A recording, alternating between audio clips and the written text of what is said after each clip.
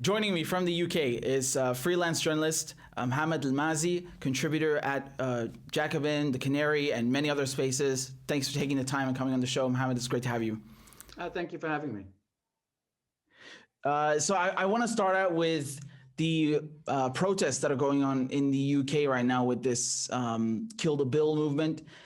Can you tell us why people are so upset about these laws, specifically the police crime sentencing and courts bill, which is also called the anti-protest bill? Yeah, so you have actually dozens of protests either that have occurred or are planned by all manner of groups across the country. So it's a very wide and diverse coalition in opposition to the police crime sentencing and courts bill that's making its way through Parliament currently. And in fact, there were no draft versions of this bill. There was no white paper or normally you would have these initial versions before they're introduced into Parliament, but the government seems to have just decided they're just going to try to ram it through. Yeah, who knew? And we've been seeing a lot of that during the pandemic. So, you know, the old expression, every crisis is an opportunity, right? So every crisis is an opportunity for, it could be anybody, it could be for activists, campaigners, or for governments or for corporations to push forward issues that they would normally want to push forward anyway. And there has been a raft of different bills that have been pushed through that we may discuss as well, other laws that have been make their way through Parliament. Some of them have already become law. And the current one would make it more difficult to protest and easier to clamp down on protests. It reduces the threshold. I mean, there's many aspects to the bill. So, and including amendments that's either been proposed or I don't know if it's been voted through yet. An amendment that would equate sex work with and pornography with violence, which could various campaign groups say that this will actually make things more difficult for sex workers, that you're not actually helping them. What this will do will drive them further underground, further criminalize the sector. I was listening to one discussion where someone said, if you believe that poverty and various other structural factors are the key cause for people going into sex work, then perhaps you should be providing people a path out of poverty and income and support, rather than just saying, well, you're going to do this anyway, and what we're going to do is we're going to criminalize the sector even further. So it's interesting, you know, with laws like these, various things get tagged on. So there's also an amendment which Gypsy, Roma, and traveler communities say further criminalizes them, makes life much more, they've already under attack, if you like, targeted, criminalized for decades, if not longer in this country. That would make it easier for their property to be seized, easier to be prosecuted, easier for them to be fined, easier for their children, potentially easier for the children to be taken from them. And there's sort of a process of forced assimilation. How come your children aren't in these schools? So it's often easy for people to forget that not everybody in a country lives as they do and has the same sort of way of life and the same culture. And as one person put it, Gypsy, Roma, traveler communities in this country have like a 500-year history. So that also shows why there's all kinds of different groups that have been coming together into coalitions to try to have a united front and not merely oppose certain segments of the bill, because there will always be attempts to divide opposition, because eventually the government may say, okay, we'll take out this one section, so that various people will say, okay, well, we won, and we don't have to worry about that. And there's actually an open letter that people can check out. It's published in various locations, including on the website of NetPol, the Network for Police Monitoring. And it's signed by almost 100, in fact, an organization I'm a member of also was a signatory. It's signed by almost 100 groups, organizations across the spectrum. It's actually quite wide in terms of the various groups that have signed it. And they say, make it very clear that they oppose the bill in its entirety. And they give various examples. In terms of aspects as it relates to protesting, one of the things the bill does is extend to up to 10 years prison sentence for, can I get the quote correctly here? I'm just going to quote an article from the Canary written by colleague Joe Glenton, where they point out, the new bill gives the police more power to impose conditions on a protest, including ones they view as too noisy. And it's not just protest. The bill will make trespass an offense, criminalizing Gypsy, Roma, and traveler communities, and introduces new stop and search powers. In the United States, they might know it as stop and frisk, that will increase racial profiling and harassment. And then another quote, the bill will ban protests that block roads around Parliament. It also allows the police to impose conditions on one-person protests, because we know how much of a plague those are on our society, those one-person protests. And it will introduce a new offense punishable by up to 10 years in prison for public nuisance, right? For actions that cause, quote unquote, serious distress, serious annoyance, serious inconvenience. As he writes, yes, that's right. If you cause serious annoyance on a protest, you could go to jail for a decade.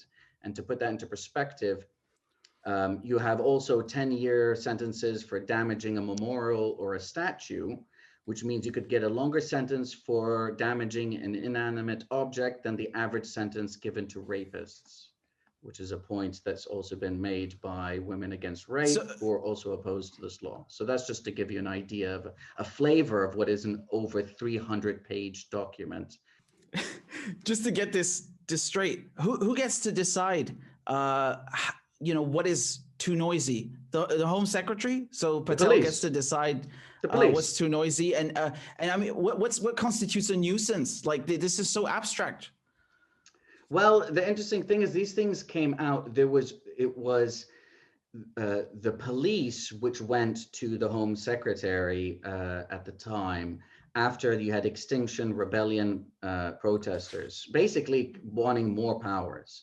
And of course, the irony is that, they already have expansive powers, right? There's all kinds of laws that allow police to arrest people, to detain people, to stop protests and what have you. And in fact, as I discovered relatively recently, the last time the term kill the bill was used was in relation to a previous policing act from 1994, when Tony Blair was shadow Home Secretary with the New Labour. This is before they were elected.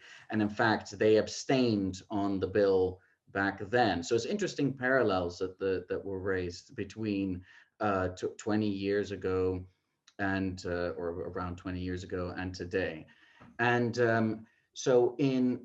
there were rumors that there were proposals for increased policing powers, and this was noted by NetPol, the Network for Police Monitoring. In fact, I interviewed Kevin Blowy of NetPol last year about that, when they said, okay, what do we think it is that they're trying to get out there?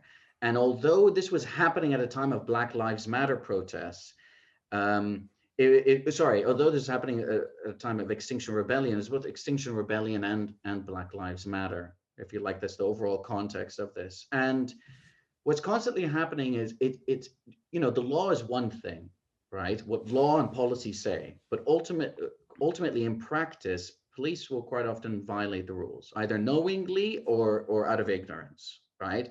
Or out of frustration of wanting to be able to do something, even though someone is not technically breaking the rules. And so they'll just detain you on something. And you can see this in cases that are lost, in cases that, despite the fact that people are arrested, ultimately no further action is then taken, even though they are detained and taken into custody, and quite often charges get dropped. And so they want, what happens is when you expand powers, that means you will also have police acting even beyond the expanded powers. That is just what history has taught us, right? So they are already acting beyond the powers they've got now, and that means with further expansive powers, they'll act beyond that. And like you say, who gets to decide? Well, it's going to be the police at any given moment, at any given location, that get to decide. And it's a very concerning situation, especially, like I say, given all the laws that keep being passed that offer more and more power to detain people, to stop and search people, and ultimately to imprison people. And this includes the statue in Bristol for example, which was thrown into the dock last year, right? So, you know, if you deface or damage or, you know, a statue of a slave trader or a white supremacist, you'll go to jail for 10 years. That's what they're saying. Up to you up could to 10 be years, sentenced. right? Yes, so it went from 3 months now to up to 10 years, right? Which is an interesting it's interesting focus in terms of priorities, in terms of what is really Right. important.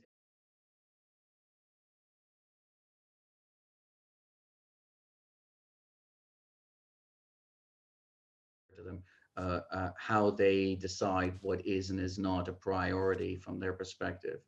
That yeah, throwing down a statue or dismantling a statue of a notorious slave trader could land you up to 10 years in prison, versus, you know, you have another law on the being debated currently in Parliament, which we might get to, which introduces a presumption against prosecuting soldiers for war crimes if the alleged incident was more than 5 years, more than 5 years from whenever the time period is. So if you're going to bring charges now against a soldier, which is very rare, by the way, anyway, in practice, but if you're going to do it, if it's more than 5 years, there's a presumption against prosecution, and you actually need to get permission from the Attorney General. And then also, actually, it reduces the rights of soldiers as well. There's a presumption against bringing civil and criminal claims against the Ministry of Defense, both if you're an Iraqi civilian,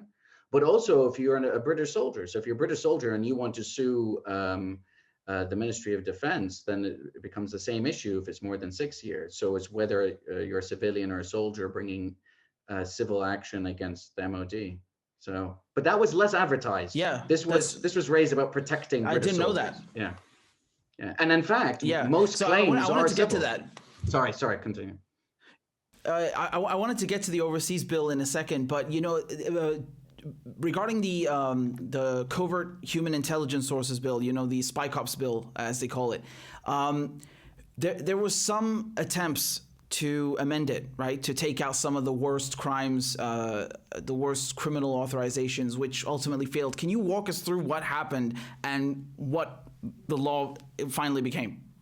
Yes, so that's the Covert Human Intelligence Sources Criminal Conduct Bill, which is now law, which became law last month, despite you know, last-minute opposition when enough people were aware that this was happening and tried to put pressure. I wrote in a detailed article about that in Jacobin, and people can check that out. I think they called it Britain's government has decided no one should police the police. No one should police the police. Yeah. Very good. Yeah.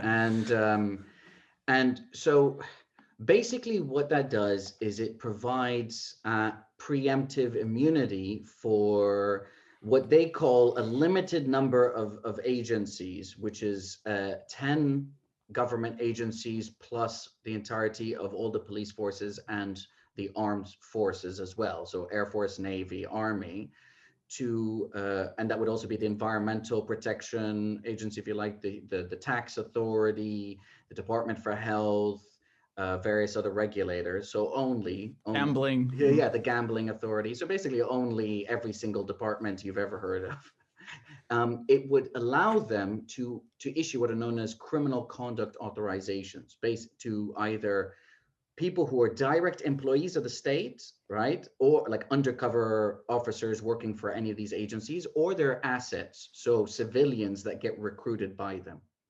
And it would say that whoever the authorizing officer is, they can authorize criminal conduct, right? And of course, they must take into consideration Human Rights Act and all of these other things, right? So when there was criticism, they said, well, we have the Human Rights Act. Of course, it must be proportionate with the Human Rights Act. And what some people, those who could see what this bill was doing, many of them opposed it outright.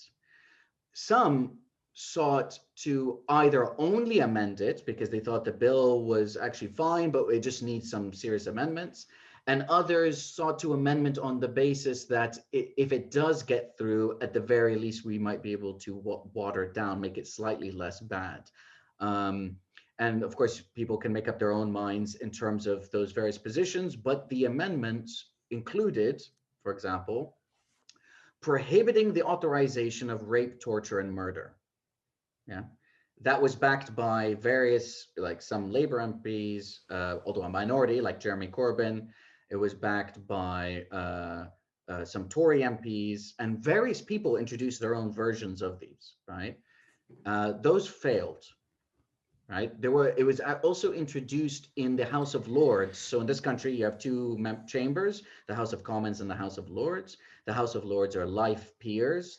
They're there for life. They're appointed, and they will come from a cross-section of various political parties.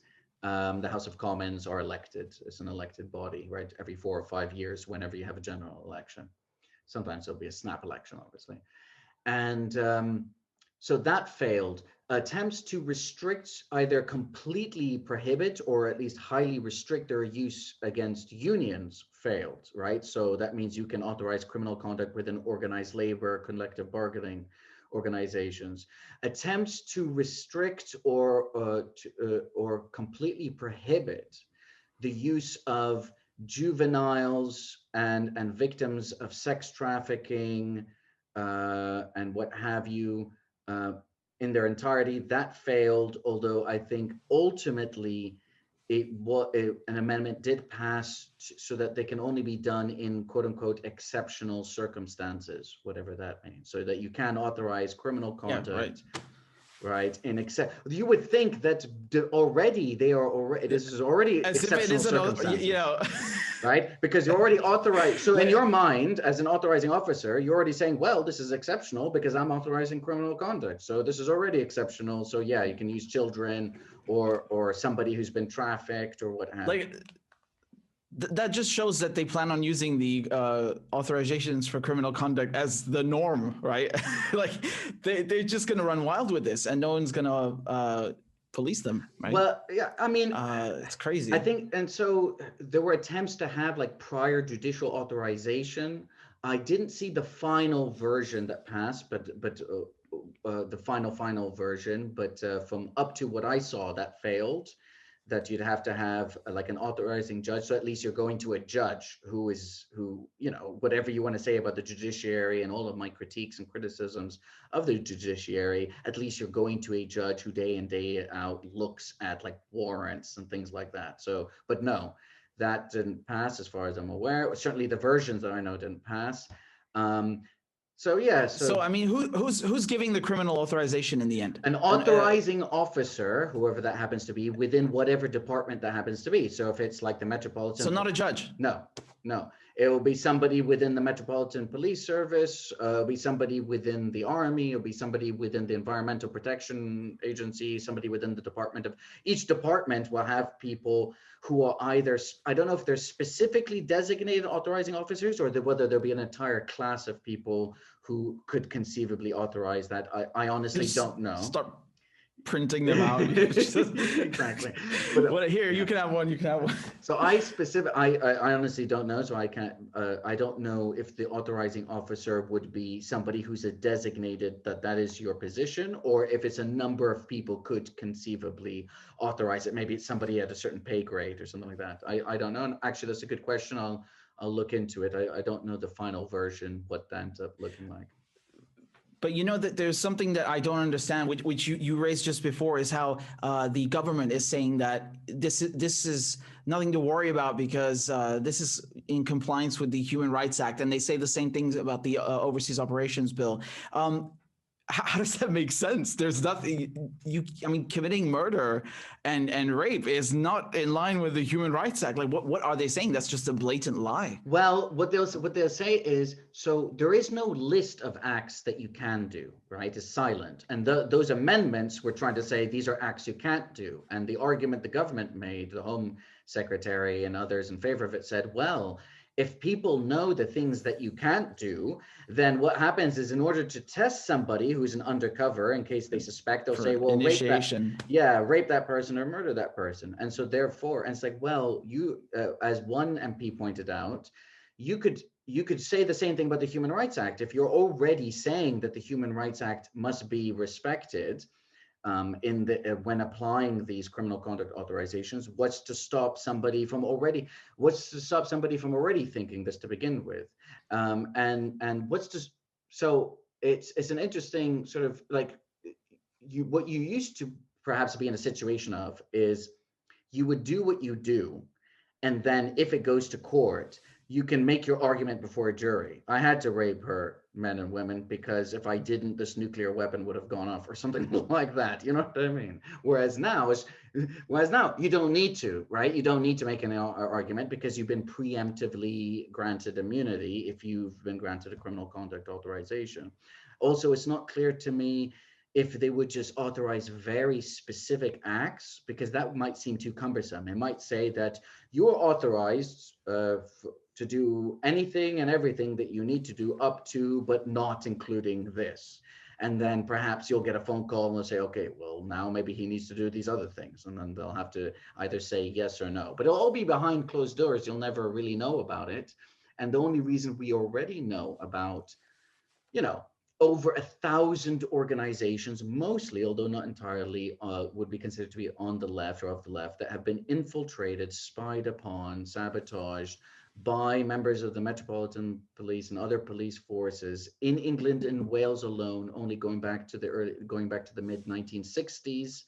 And this is as a result of revelations made by the activists have discovered, campaigners have discovered. Women who were tricked into relationships as well, yeah. Tricked into relationships by people that they thought were genuine campaigners on environmental issues, other issues. They ended up having sexual relations with them, inviting them over to Christmas, thinking they might spend the rest of their lives with them. In some cases, they even ended up getting pregnant and giving birth to a child. And in those cases, the undercovers already have families, already have children, who of course are in the dark about what's going on, because you don't want them, to use an old term with racist historical implications, they don't want them going native, right? So you want people who already have roots so that they can't end up feeling like, oh, what I'm doing is wrong or what have you. And every now and then, although it's very rare, you have had people who've admitted, who've blown the whistle and admitted that they were undercovers, that they were told to spy on attorney-client privilege, communications targeting members of parliament, lefty members of parliament like Jeremy Corbyn before he was elected leader, things like that. Attorney-client privilege of Stephen Lawrence's mother. Stephen Lawrence was murdered in a racist attack in the 90s. The police completely botched the arrest and prosecution. And they were campaigning for justice. And in fact, you did end up getting some reforms resulting from mass protests and riots that occurred after his murder. This is a couple decades ago. And although lots of this has been scaled back or undermined, frankly.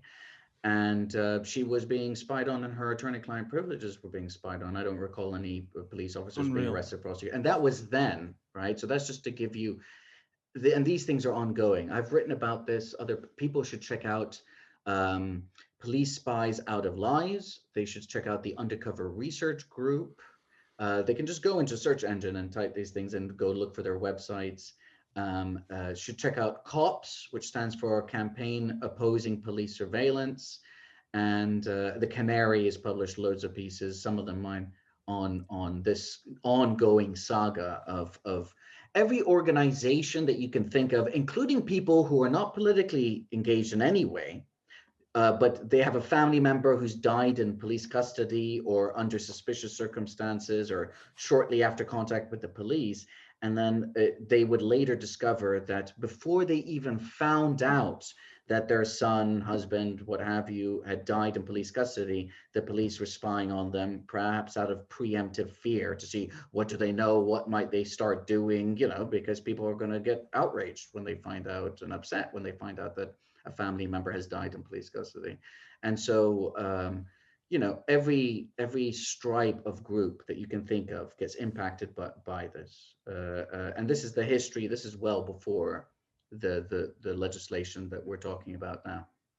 Yeah, so I mean, they're basically legalizing what they've already been doing anyway and getting away with. And I mean, this is disgusting, honestly, the way they're treating you know, the British government is treating its own citizens like you know, enemy spies, like the enemy, frankly. And I mean, is it accurate to say that it's a full-blown police state? Well, I would say that, you know, different people have different experiences within the police service. I once asked a campaigner about this, about why it was that a certain case didn't make its way for a jury to find against a police officer. And they responded with a very interesting response, saying that, you know, not everyone who lives here, right, not only in the country, but even in the same city or same town, has the same experience, right, from the state and from various services. Some people experience a police service, and that's generally what they experience. So that's how they see the police, and they experience the police as people who are providing them a positive service. Others experience a police force, right? Put differently, some people are policed, some communities are policed, and others are the ones on whose behalf the police exist, right? And at least superficially, although even if those communities, say middle-class communities, if they start getting uppity and start pushing back against certain state policies, they may discover themselves that that the police, at the end of the day, don't even exist for them either. So it's the higher up the socioeconomic ladder you go, the more your interests are ultimately protected by the system. And I would say this is always the case. So there will be those who have long lived in what they feel like a police state. Just look at the report. I know it's a different country, but I would say the same is true of the United States, and the same is true of France, and the same is true of Germany, right? So just look at the report that came out about policing in Baltimore for a year, you know, which came after the initial Black Lives Matter protests when Obama was president, and the DOJ did an investigation and did a report. And they effectively, what they described, you know, African Americans and others as living under a police state, effectively, right? The report didn't lead to any like lasting changes or anything. So sometimes the state can be good at drafting reports and perhaps a bit less good at implementing meaningful recommendations, like they used to be maybe 50, 60, 70 years ago, when there was still enough organized radical movements that reports would come out and they would be implemented as a safeguard measure to protect the system, to say, look, we have to reform the system, otherwise we lose legitimacy. Now, most reports you get are terrible. They will call for more powers, not less powers on the part of the state.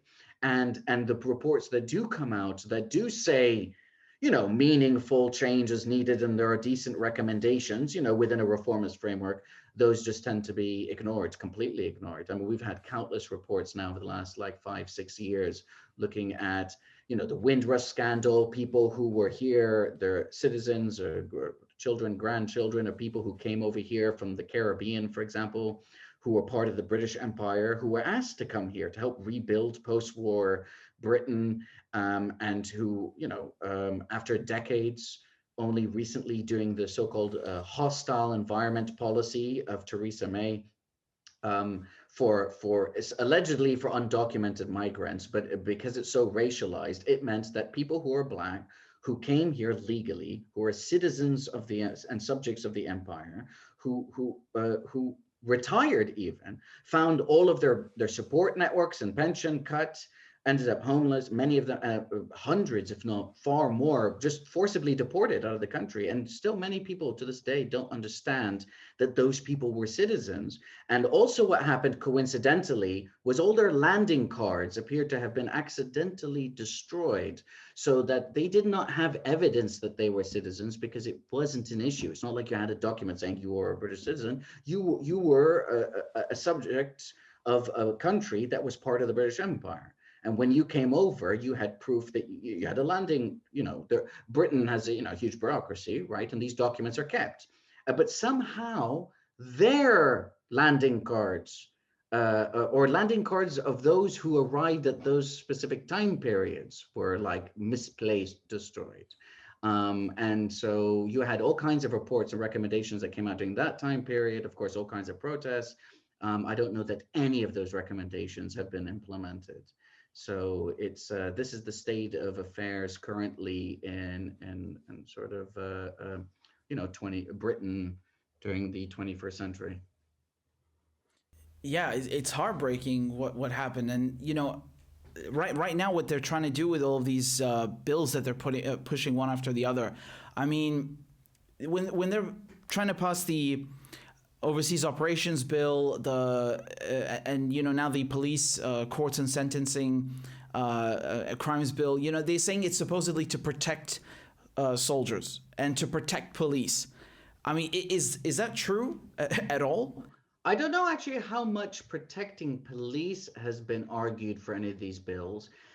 In terms of the overseas operations services personnel and veterans bill, which is the full name, it's yeah, it's going through Parliament now, although the government has suffered at least a temporary defeat, whereby the House of Lords, by a majority of 300 something to 200 something votes, voted to amend the bill to ensure that it does not apply to war crimes, crimes against humanity, things like genocide and torture, right? Because right now it would apply to all of those things, right? So right now, anything you're accused of doing, if it was more than 5 years ago, there's a presumption against prosecution. Now, on the flip side of that, so I suppose if you mean protect soldiers who would be guilty or conceivably guilty of war crimes from accountability, well, in that case, yes, it would protect them. But in terms of protecting soldiers who are not guilty, it doesn't actually do that. I've read all kinds of commentary that also say the things even they say it's supposed to do, it doesn't do. Including from the Law Society, by the way, the Law Society, which everyone is a member of if you're a solicitor.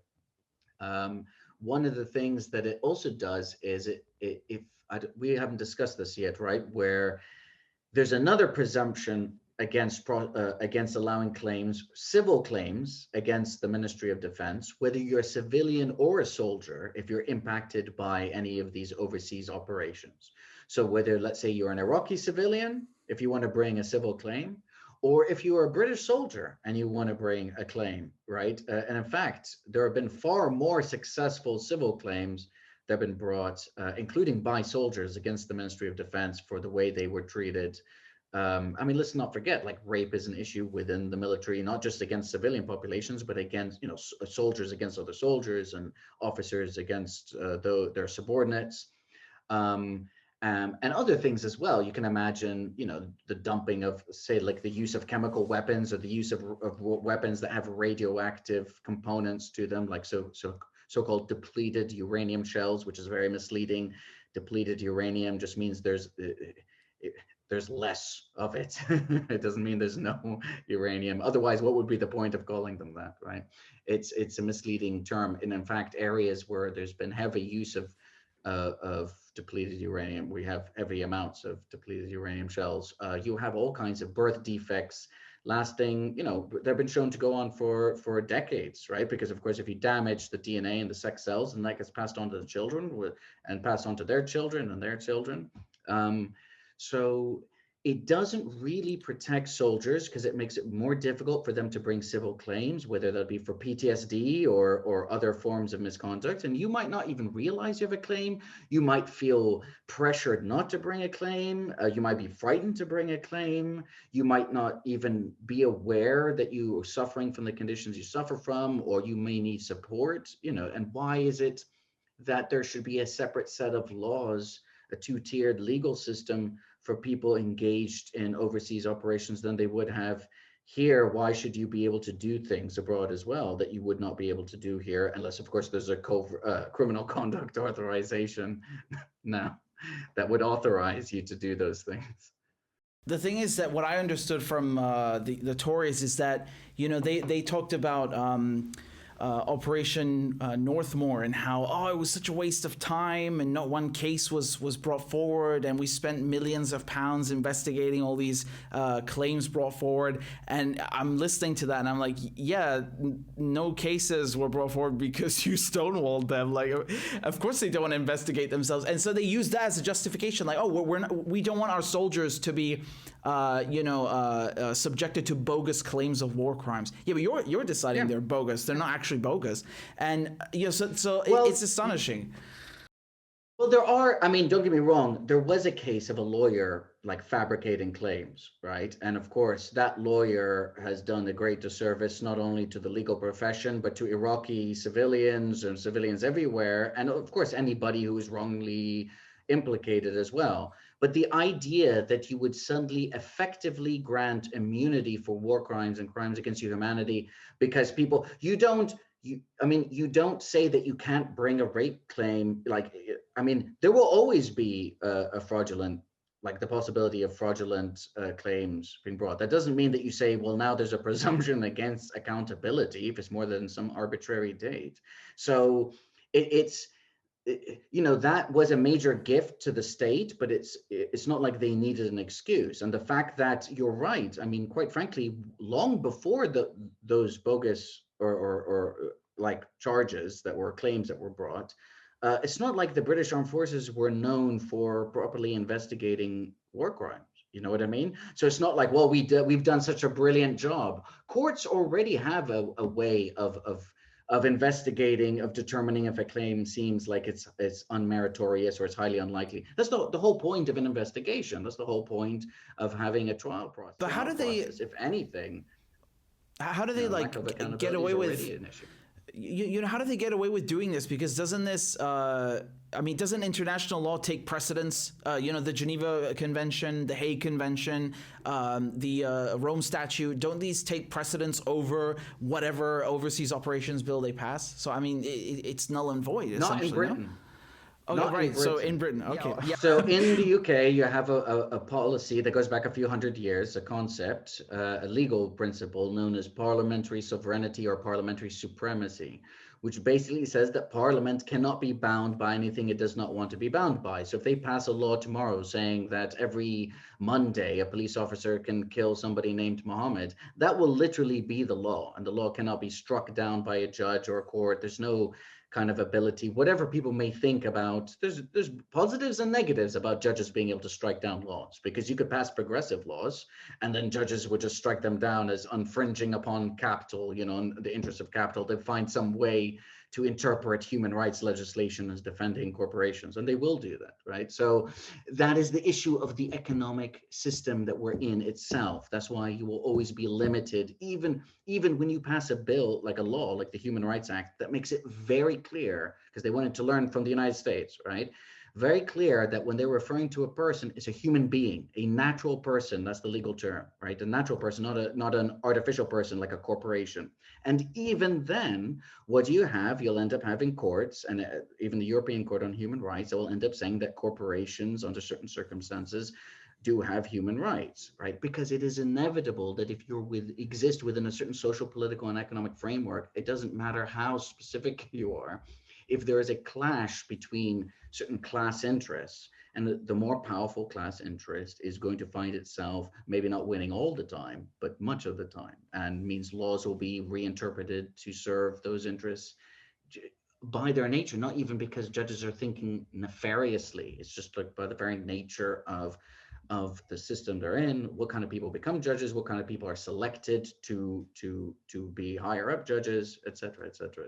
So is it null and void? No, it could breach Britain's human rights and obligations under international law, but there is no international police force to like grab people. There are international courts, but even then, the International Court of Justice does not apply to like soldiers and stuff. That's when two parties or more agree to take a case. So whenever you hear anyone, quite often I'll hear people accidentally refer to the ICJ, the International Court of Justice, as though you can be taken there. You can't be taken there. One, like Britain and the Chagos Islands, or the people of the Chagos Islands, will both agree to go to the International Court of Justice and agree to be bound by its decision. You have to agree that. Yeah, it's not like the ICC where you just need the aggressor or the victim to be a member, and then they can bring a case. That's like in the ICC.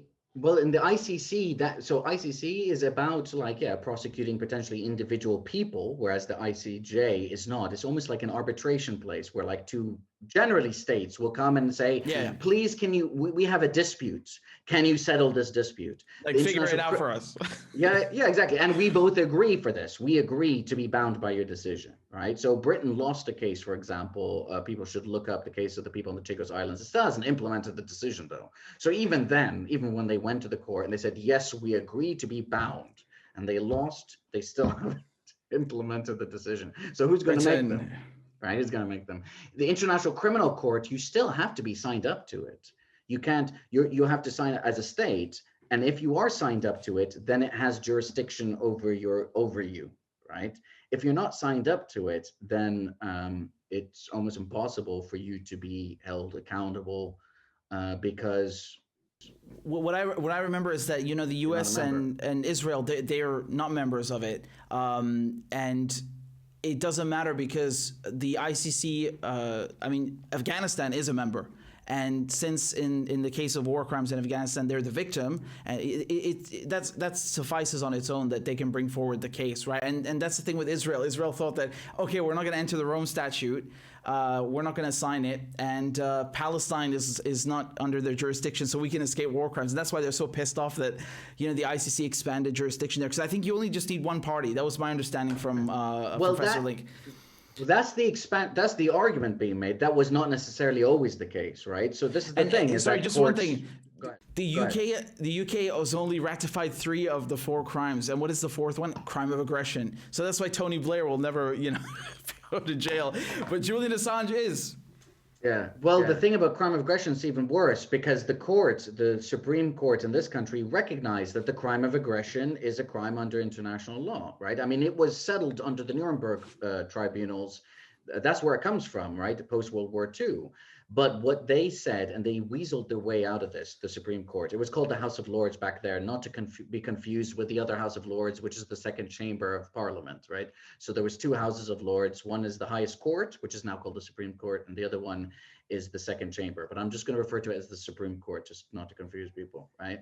And that is what it's called now, right? And so the Supreme Court, there was an action, a private prosecution that was launched against Tony Blair, because you can do that here, launch a private prosecution.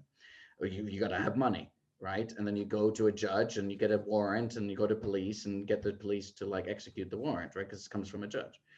It's quite rare for obvious reasons. And of course, the laws have been amended ever since there was a warrant that was sought against Tzipi Livni, right? The Israeli, was she Minister of Defense at the time? I'm trying to remember. Israeli Minister of Defense. And so the law was amended so that the Attorney General has to approve warrants or certain types of warrants under universal jurisdiction, but I won't get into that. So the case, I love how Israel is engineering British law. Well, it's the British ruling class deciding that it is not in their interests to allow this to happen, right? So like, whoa, when we passed this law, we didn't mean for Israelis to be able to, it was if like Somalis, you know, for universal jurisdiction, or Libyans or something like, yeah. So originally when it was passed, it was the thinking was it wouldn't apply to our allies. I would just apply to people that we want it to apply to. And that's now the safety measure. And so the Supreme Court said, yes, under international law, the crime of aggression is a crime. There's no doubt about that. And normally, the court does recognize international law, part of British law. But in this case, they said, but there is no specific British legislation that explicitly states that the crime of aggression is a crime. And so we're effectively is a choice. They don't say it like this, but they say, we're going to choose to say that if Parliament wanted this to be a crime, they would explicitly make it a crime. They haven't done. So we're going to say that because Parliament is sovereign, Parliament is supreme, even above international law, sorry, you can't prosecute anybody, not just Tony Blair, anybody for the crime of aggression. Now, this, as far as I'm concerned, this was a political decision, right? Because they could have just as easily have said, Britain is a member of the United Nations. That has been approved by, like, this is accepted by Parliament. The crime of aggression, right, is recognized under the UN Charter. There are only 3 reasons that you can use force. 1, to defend yourself. 2, to defend somebody else who's asked for your defense. And why have I forgotten the third one? To I defend think an the third ally. one is if it's under a Security Council Yes, resolution, of right? course. If Yes, it's of course. mandated. Yes, if under Chapter 7 under the UN Security Council, if they pass a resolution that explicitly authorizes force. So, for example, like in Afghanistan, Afghanistan did not attack the United States or anybody else. Afghanistan, no other country said we're being invaded by Afghanistan, please help us. It was the third one, which was the UN Security Council passed a resolution explicitly granting authorization for the use of force in Afghanistan. So that one was legal under international law. Whether I opposed it, even though I have no love for the Taliban. I hate that. Yeah. Right, but I oppose it. But that just shows that, you know, at the end of the day, it's only 5 countries that it takes to either vote in favor or to at least abstain. Right, so you might have a country that maybe thinks it's a bad idea, but at the end of the day, they're not there to defend the human rights of whatever, the people of Kazakhstan or whatever, and the Americans or the British might give them something else to say, like, hey, you know, we'll leave you alone on this issue if you leave us alone on that issue. So they abstain, and then you have authorization. So you could say that. You could say, look, Britain participated in the Nuremberg tribunals, right? We literally had people executed for the crime of aggression. We hanged them for that crime. And also the Tokyo tribunals as well. There were people who were executed for the crime of aggression in Japan, who were Japanese. So they could have just as easily said, since Parliament has chosen not to prohibit the crime of aggression from being applied to our prime ministers or others, because it's not just the leader who could be guilty, it could be a general. It's unlikely to be. Sometimes people think that, oh, that will apply to my dad who invaded Iraq as a normal soldier. No, it wouldn't, right? The whole point of these laws is that these laws were created by like, you know, major powers, right? And they looked at they tried to think about what they would want applying to them. And they say, even if a war, under international law, even if a war was illegal, that does not mean that an individual soldier can be prosecuted. They can be prosecuted for their individual war crimes or alleged war crimes or crimes like rape, torture, murder, pillaging, things like that. But if everyone understood that soldiers are going because they're being ordered to, right? So if you're going to create an obligation, if you could say that every soldier out of hundreds of thousands could also be prosecuted for the crime of aggression, first of all, that would be unworkable. I think that would be the argument. And second of all, that might even, if you like, encourage soldiers to reject going to war. If they thought that was a realistic prospect, you might have loads of soldiers being like, okay, I need to check out the legal dictionary. I need to advise lawyers, etc. You know, I mean, at the end of the day, it's going to have recruiting problems then. Yes, exactly. And but at the end of the day, soldiers are indoctrinated. They're indoctrinated as citizens before they join the armed forces, and then they're indoctrinated more heavily, right? Because we're all indoctrinated and brainwashed and influenced to various degrees as just normal people. And then when you join, and then, you know, throughout that process, that experience. So it's like, I think it's a fair enough position to not consider those. There are certain crimes that are for the ruling parties, the admirals, the generals, the main cabinet members, things like that. And so that's the situation before even the overseas personnel bill. So basically, there's the court saying the law doesn't apply if you're a member of the elite. Literally, I mean, that is what they're saying, right? And not in so many words, but that is the effect. They knew, they're not idiots. They knew that this is the effect of their decision. And now you're having another law being pushed through with some resistance in Parliament, which would then flip it so that everyday soldiers, not only are they disempowered, but in terms of their claims against the Ministry of Defense, but also if they commit or are suspected of committing war crimes or crimes against humanity, if the bill passes as is intended, they will be a presumption against, like a legal presumption. There already is a political one. There already is in practice a presumption against prosecuting soldiers for alleged war crimes. But this will then put it on a statutory footing, which then, you know, they're going to take custom and political practice and make it the law, which is even worse, frankly. Yeah, it is. And you know, actually speaking of Tony Blair,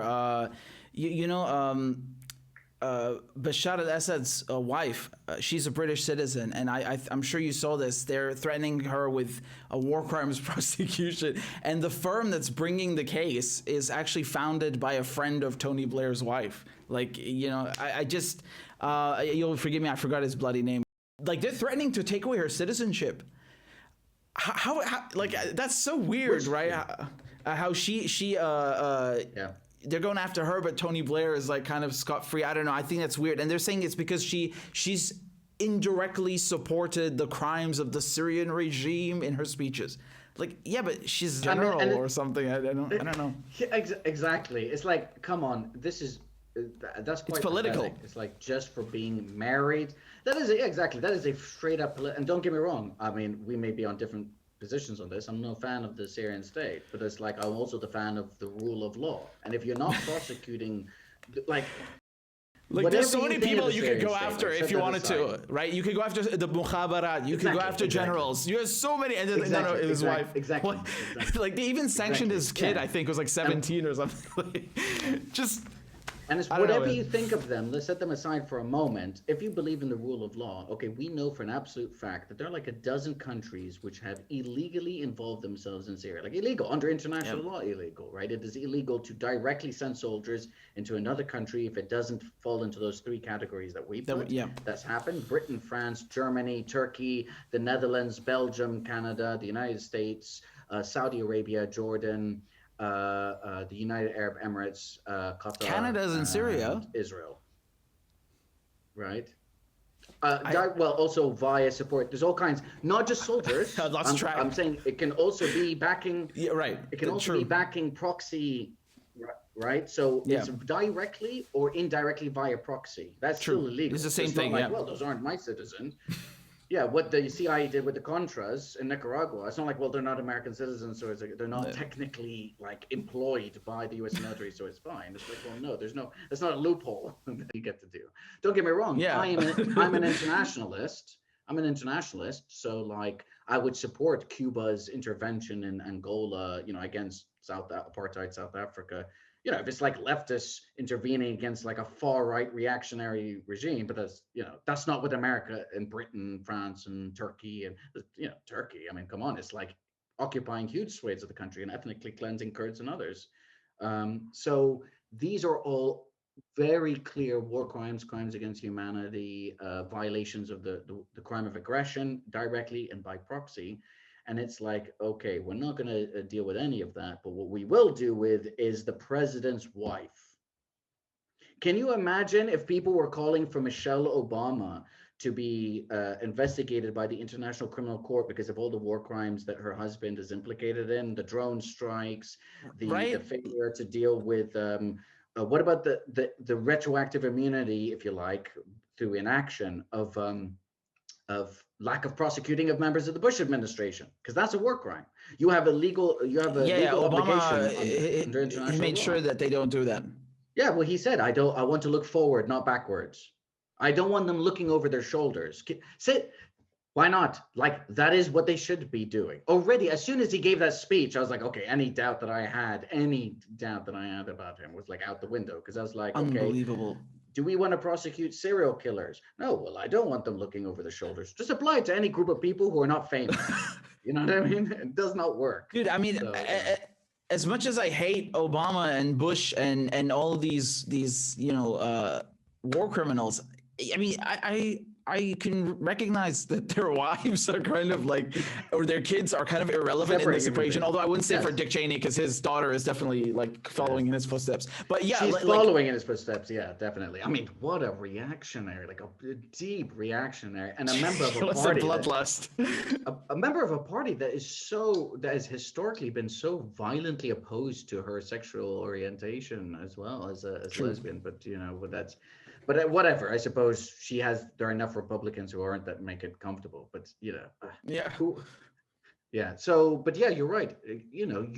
That this is collective punishment. Like it's not about liking somebody or not liking somebody, right? It's about the rule of law and people being held accountable for the things they did, and in some cases didn't do. If what you don't do is also a crime, like failure to hold people accountable for war crimes itself is an offense, right? But other than that, you don't. You have to be reasonable, and you have to have a set standard that applies to everybody. And we don't, obviously, because with inequality of wealth comes inequality of power.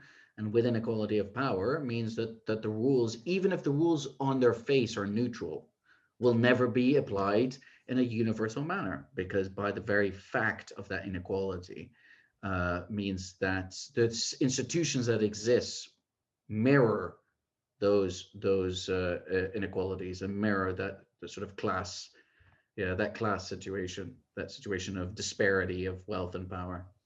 So that's the difference between law and theory and practice.